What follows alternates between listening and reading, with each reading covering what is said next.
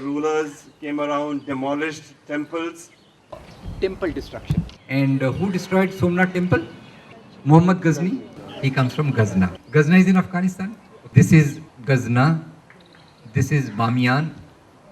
This is Multan. And this is Somnath.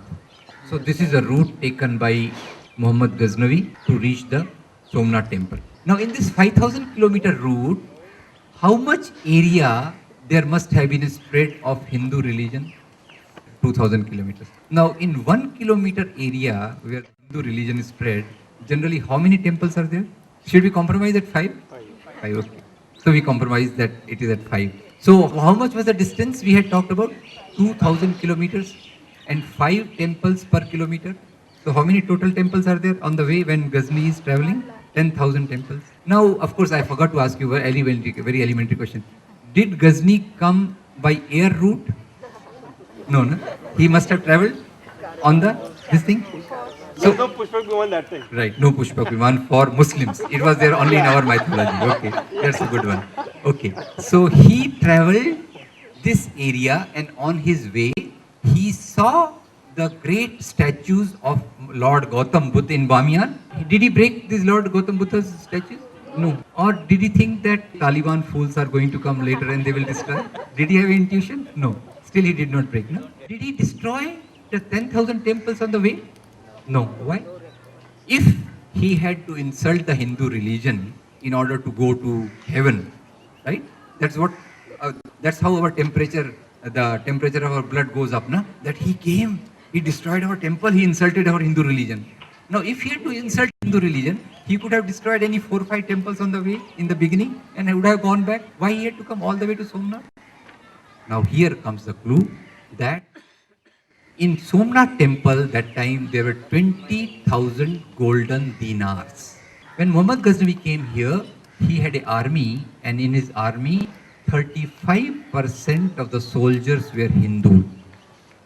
In his army, there were 12 generals. There were 12 generals in his armies, and out of these 12 generals, 5 of those generals were Hindus. Their names were Tilak, Sondhi, Arjan, Ran and Hind. So it was a mixed army of Hindus and Muslims which came and destroyed Somnath temple, and many communal groups here. They try to project Ghaznavi as a great Muslim ruler, right? Now, if he was a great Muslim ruler, do you think he would have destroyed a mosque somewhere? No. Now, Multan I have drawn purposely because when he was coming from Ghazna to Somnath, on way he had to pass through Multan. And in Multan that time there was a Muslim ruler, his name was Abdul Fath Dawood. So when Muhammad Ghaznavi asked Abdul Fath Dawood whether I can come through your territory or not, Abdul Fath Dawood said, you are not permitted to pass into my territory. And on this issue, both these Muslim kings fought, and as a result of their battle, the Jama Masjid of Multan got decimated. So the same person who goes and destroys a temple in Somnath has to destroy a mosque right in the way, right in the beginning. Now there is another Hindu king, his name was Raja Harshdev. He was ruling in Kashmir in 11th century. And this point which I am telling you is from a book called Raj Tarangini by poet called Kalhan. Kalhan in his book mentions that this Raja Harsh, during his tenure, he created a new designation, and the name of this designation was Devot Patan Nayak, an officer who uproots the idols of God. And who's doing this? This is being done by a Hindu king. But remember, there is a unwritten clause there that don't destroy the statues made of stone. You have also only to uproot the statues which are made of gold and silver. In medieval times, many kings destroyed temples, mosques and churches. And they did this on selective basis. Only those temples, mosques and churches were destroyed which had a huge repository of wealth. Here I must point out that it was not only medieval times. Even current times, last month I read a news item in our Bombay papers. I don't know whether you read it or not. There is a very famous temple there called Siddhi Vinayak temple. Siddhivinayak temple has a wealth of around 150 crores, mouth-watering wealth of 150 crores, and there are two groups which are competing with each other as to which group can corner more money out of that. And here also I read other day that Tirupati Balaji temple, its wealth is so much that every year it earns 200 crores out of mere interest of the money. Who was the most cruel, bad, and the worst king who ruled this part of the world? Hmm? Aurangzeb? Very correct. Aurangzeb we regard as one of the worst kings who has ruled this part of the country. Look at Aurangzeb as to what type of king was he. I have no sympathies for Aurangzeb, let me be very clear. We'll see his life, whether he ruled for religion or whether something else dictated his life. Now, to begin with, once the Nawab of Golconda, his name was Tana Shah. Tana Shah did not pay tribute to Aurangzeb for 3 consecutive years. And he said that there is a problem in his country, there is no proper crops, so people do not have money to give the tribute. Now, Aurangzeb was very clever. He sent his spies to find out as to where is the wealth of Tana Shah. They found out that Tana Shah has hidden his wealth under a mosque in Golconda. Aurangzeb sent his army to destroy the mosque and to take away the wealth to his treasury in Delhi. So those people who think that Aurangzeb was a great Muslim king and an anti-Hindu king just have to think a bit about him. Now, second episode about Aurangzeb, this I am quoting from a book, Feathers and Stone by Pattabi Sitaramaiah. Now, once Aurangzeb was going from Delhi to Calcutta, and in his entourage, there were 44 Hindu kings. Does it ring some bell? Aurangzeb, most cruel, most anti-Hindu king, and there are 44 Hindu kings in his entourage. Okay? Now, here I can ask you that, do you know the Navratnas of Akbar's court? Can you tell me some Hindu names from that? Tansen, Birbal, right? So, Muslim kings and Hindu officials. I must tell you that Mughal kings did not disturb the social structure of this country. Number one, please remember. Now, I can again ask you another KBC type question. The British came here, they plundered the wealth from here. Where did they take it? To England. Simple, right? Now the KBC comes. Where did the Muslim kings take away the wealth of this country? Makkah, Medina, Tehran or Kabul?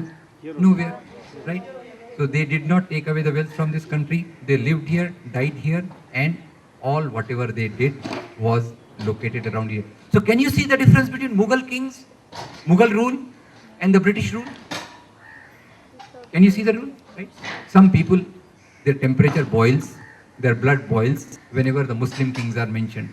By and large, they are quiet about the British rule. I don't know the reason. This is a homework for you to find out. Those who shout very much against the terrorism, against the Mughal rule, the Muslim rules, by and large, they will keep quiet about George Bush, British rule, etc., etc. That's, of course, an incidental point. Coming back to Aurangzeb.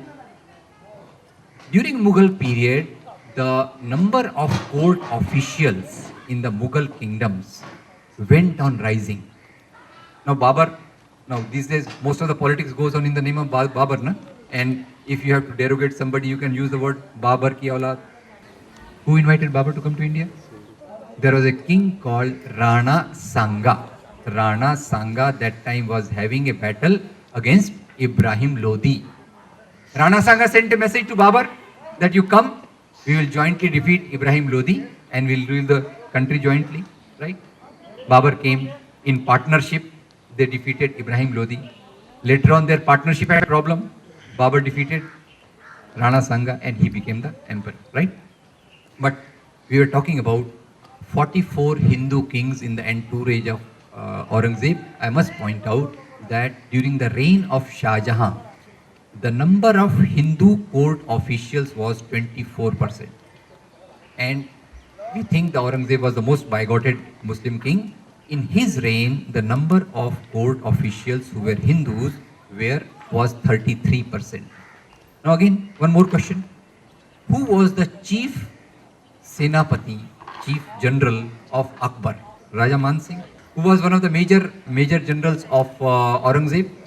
Raja Jai Singh, right? So just think about this Hindu-Muslim divide, because generally we will think that because you can otherwise question my story that where did the 44 Hindu kings come into the Aurangzeb's entourage, right? Now, for 44 these Hindu kings, they were also accompanied by their main wives. I hope you get the point. All their wives were not with them. So how many wives were there in that entourage? How many queens were there in the entourage? 44, right? Now this karma, this entourage is going via Kashi, Banaras, right? Now, when this entourage was passing the city of Banaras, then the queens, 44 queens, they passed on their request to Aurangzeb through their husbands that we are passing through such a holy place, why don't we stay here for the night so that we can have a holy dip in Ganges and have darshan of Lord Vishwanath. Now, when this request went to Aurangzeb, Aurangzeb gladly accepted it, and the entourage stopped at Banaras. Next day morning, 44 queens woke up early, went for holy bath in the Ganges, and after having the bath, they came to the temple and had the darshan of Lord Vishwanath. While returning, how many queens had gone? 44. 43 queens returned. The Maharani of Kutch did not return. Now, this is a very painful story. So, Aurangzeb sent his top official to find out as to what has happened. And the top official found out that queen was found in the basement of the Vishwanath temple. When they saw the queen, she did not have clothes on her body, and she was semi-conscious. She was brought into the senses and she was put on the clothes. And when asked as to what has happened to you, she said that the mahant of this temple has raped me.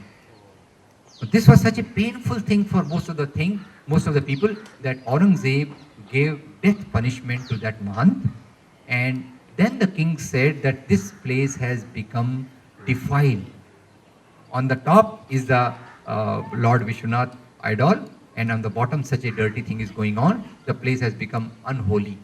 Aurangzeb said, I will give money from my treasury so that you can build another temple.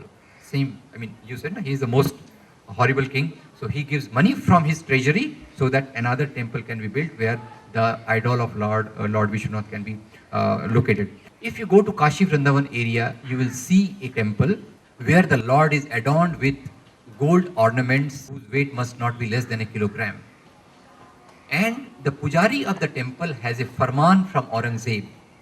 The farman from King Aurangzeb says that I, Alamgir, King Aurangzeb, am donating these ornaments at the service of Lord Krishna. There is a book by Dr. Vishwambarnath Pandey, a very eminent historian of India. The title of the book is The Farmans of King Aurangzeb. And these list different type of donations which Aurangzeb gave to Hindu temples in particular.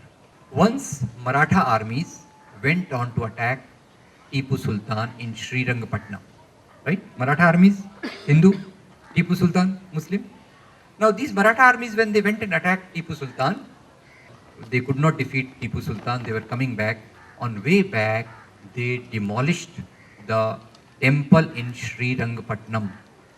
Hindu armies destroyed a temple in Srirangapatnam, and by demolishing that temple, they gave a message to Tipu Sultan that, look, we can come to your territory and destroy your wealth. And Tipu Sultan got that temple repaired. No king can rule without winning the loyalty of the subjects, without respecting the feelings of the people. How was history written in the times of kings? There were courtiers who were poets, whom we called Charan, Bhat, Shair, who used to write. Imagine, I am a court poet in a particular king's court, 500 years earlier. My king goes to the neighboring area, there is a war, and in the war, my king is successful in annexing that kingdom into his kingdom, right? And in the war, 400 people die. 400 people are butchered mercilessly. Now, I am the poet. I have to write the account of this. How will I write?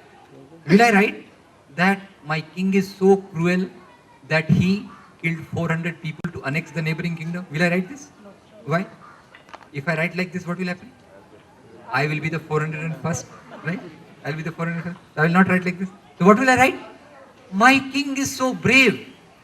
He is so noble. He is so religious that in order to spread his religion, he has annexed the neighboring kingdom into his kingdom.